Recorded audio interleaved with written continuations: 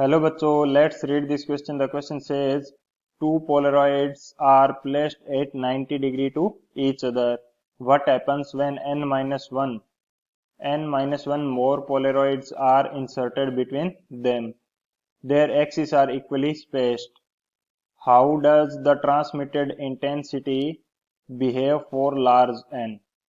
तो इस क्वेश्चन के अंदर हमसे क्या बोला गया है कि दो पोलरॉइड हैं जिनके बीच का एंगल कितना है 90 डिग्री। यदि इन दोनों पोलरॉइड्स के बीच में n-1 पोलरॉइड्स और इंसर्ट कर दिया जाए जिनके बीच में स्पेस क्या है, इक्वल स्पेस है, तो जो हमारे पास ट्रांसमिटेड इंटेंसिटी होगी वो n की लार्ज वैल्यू के लिए किस तरह बिहेव करेगी या कितनी होगी। तो इसके लिए जो की कंसेप्ट है वो डिस्कस कर लेते हैं। बात करें यदि की कंसेप्ट की, तो की कंसेप्ट हमारे पास क्या हो जाएगा इस क्वेश्चन के लिए। अकॉर्डिंग टू द क्वेश्चन यदि हम बात करें कि टू पोलरॉइड्स दिए हैं जो कि 90 डिग्री पर प्लेस्ड हैं, तो यदि मैं यहाँ पे बनाना चाहूँ तो ये मेरे पास दो पोलरॉइड हैं, ये मेरा फर्स्ट पोलरॉइड है एंड ये मेरा क्या है, सेकंड पोलरॉइड। इनके बीच में एंगल हमें कितना दिया है, एंगल दिया है 90 डिग्री। एंगल कितना दिया है, 90 डिग्री।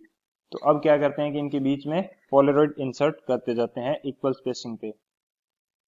तो कुछ इस तरह से इनके बीच में क्या है, इक्वल स्पेसिंग के अंदर पोलरॉइड इंसर्ट कर दिए जाते हैं। अब मैं बात करूं यदि मेरे पास इंटेंसिटी, अनपोलराइज्ड लाइट की इंटेंसिटी यहाँ पे कितनी है, आई नोट, तो फर्स्ट पोलरॉइड से जो इंटेंसिटी पास होगी उसकी वैल्यू मेरे पास होगी आई नोट बाई 2। एंड यदि मैं बात करूं उसके बाद में जो पोलरॉइड है इससे आई डैश इंटेंसिटी पास होती है एंड इसके बाद वाले से कितनी इंटेंसिटी पास होती है, आई डबल डैश। तो यहाँ पे जो आई डैश की वैल्यू होगी वो मेरे पास कितनी होती है, आई डैश की वैल्यू मेरे पास होगी I naught by 2 cos square theta. And जो आई डबल डैश है इसकी वैल्यू मेरे पास कितनी होगी, आई डबल डैश की वैल्यू ये मेरे पास होगी I dash into cos square theta. तो अब बात करते हैं थीटा की। Theta is the angle between axis of two polaroids, यानी कि जो दो पोलरॉइड है उनके बीच का एक्सिस का जो एंगल है वो हमारे पास क्या होता है, थीटा। यहाँ पे फर्स्ट कंडीशन जिसके अंदर हमने आई डैश यूज किया है तो वो हमारे पास थीटा इसके लिए क्या होगा, जो फर्स्ट पोलरॉइड है ये एंड जो हमारे पास एक एक्स्ट्रा पोलरॉइड हमने इंसर्ट किया था ये, इन दोनों के बीच का जो एंगल है वो थीटा यूज किया है। And second I double dash के अंदर जो थीटा यूज किया है वो हमने किसके बीच का एंगल यूज किया है, वो हमने जो सेकंड एंड थर्ड पोलरॉइड जो दो इंसर्ट करे थे इनके बीच का जो एंगल है वो हमने यूज किया है कोस स्क्वायर थीटा, थीटा की फॉर्म में। अभी हमने थीटा ही क्यों यूज किया, इनकी जगह फाई या कुछ अदर एंगल या डिफरेंट एंगल क्यों नहीं यूज किया, वो भी हम लोग देखते हैं। थीटा की वैल्यू यहाँ पे सेम रहने वाली है क्योंकि इक्वल स्पेसिंग दी है, इनकी एक्सिस के बीच में स्पेस इक्वल है, तो यानी कि एंगल भी इन सभी के बीच में कितना है, इक्वल एंगल है। तो इसलिए हमने क्या यूज किया, कोस स्क्वायर थीटा, यानी कि थीटा सभी के लिए सेम है तो मैंने दोनों कंडीशन के लिए थीटा सेम यूज किया है। अब बात करते हैं थीटा की वैल्यू होगी कितनी। फर्स्ट कंडीशन में हमें क्या दिया था कि दो पोलरॉइड थे जिनके बीच का एंगल कितना था, 90 डिग्री। अब मैं क्या करता हूँ, इनके बीच में एक पोलरॉइड और इंसर्ट कर देता हूँ, तो थीटा की वैल्यू मेरे पास कितनी आ जाएगी, 90 बाई 2 यानी कि 45 डिग्री। मैंने कितने पोलरॉइड इंसर्ट किया, एक इंसर्ट किया, मेरे पास दो स्पेस बन गए। मेरे पास एक तो ये स्पेस बन गया एंड एक ये स्पेस बन गया, तो मैंने दो का डिवाइड किया, मेरे पास दोनों के लिए एंगल आ गया कितना, 45 डिग्री। अब बात करते हैं कि दो मेरे पास पोलरॉइड हैं जो 90 डिग्री पर है एंड इनके बीच में मैंने कितने इंसर्ट किए हैं पोलरॉइड्स, n-1 पोलरॉइड्स मैंने क्या किए हैं, इंसर्ट किए हैं इनके बीच में। दोनों के बीच का एंगल है 90 डिग्री। तो यहाँ पे यदि मैं थीटा की वैल्यू फाइंड आउट करना चाहूँ n-1 के लिए, तो यहाँ मुझे कितने का डिवाइड करना पड़ेगा, डिवाइड करना पड़ेगा n का। तो थीटा की वैल्यू मेरे पास कितनी आ जाएगी, 90 बाई n।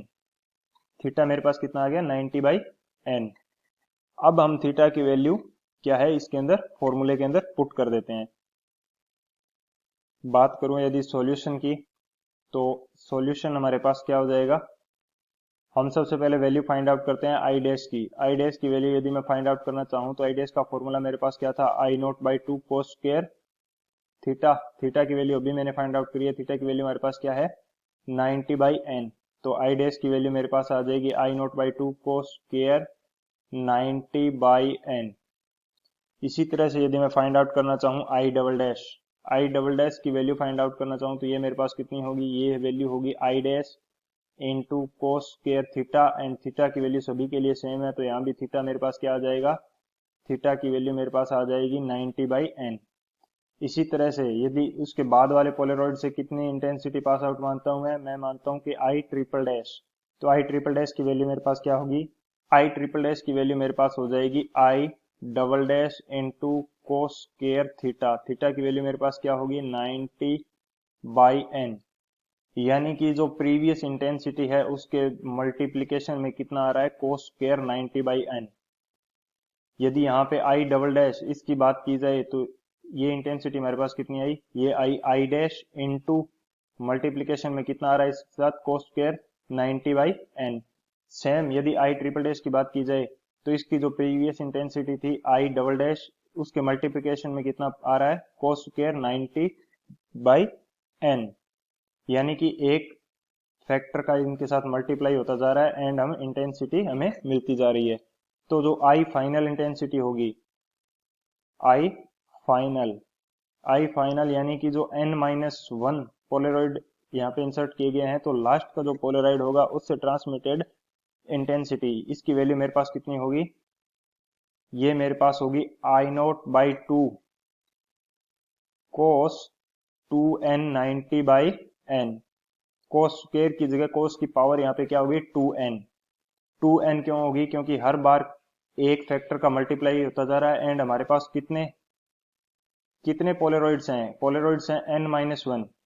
पोलरॉइड्स कितने हैं, n-1 पोलरॉइड है, तो मुझे इसकी पावर n-1 नहीं रखी, n रखनी पड़ेगी। n क्यों रखनी पड़ेगी, क्योंकि यदि मैं दो पोलरॉइड होते, यहाँ बात की जाए यदि आई डबल डैश जो है इसकी बात करते हैं तो इसके अंदर एक फैक्टर तो आई डैश का आ ही गया एंड एक फैक्टर मुझे किसका ऐड करना है, यानी कि एक पोलरॉइड की इंटेंसिटी तो आई डैश मेरे पास आ गई एंड बाकी बचे हुए जो पोलरॉइड्स है उनके लिए मैं n का मल्टीप्लिकेशन कर सकता हूं, यानी कि पावर के अंदर मैं क्या कर सकता हूं, कोस स्क्वायर की जगह कोस 2n यूज कर सकता हूं।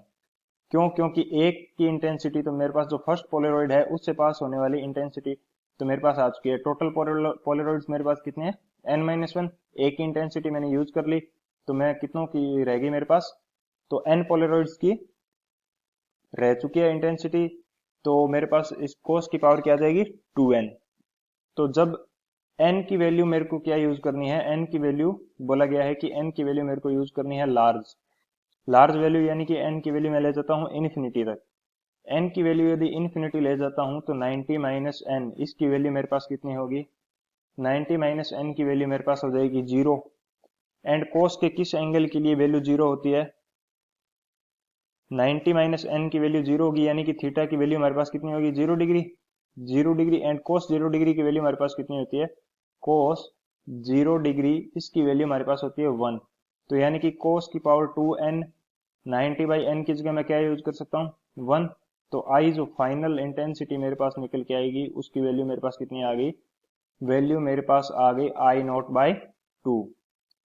यानी कि जो n-1 पोलरॉइड्स हमने यूज किए हैं उसमें से फाइनल जो पोलरॉइड है वहां से ट्रांसमिटेड इंटेंसिटी मेरे पास कितनी आएगी, ये मेरे पास आ जाएगी I0/2। So I0/2 is the final answer. I hope you understood it well. Best of luck. Thank you.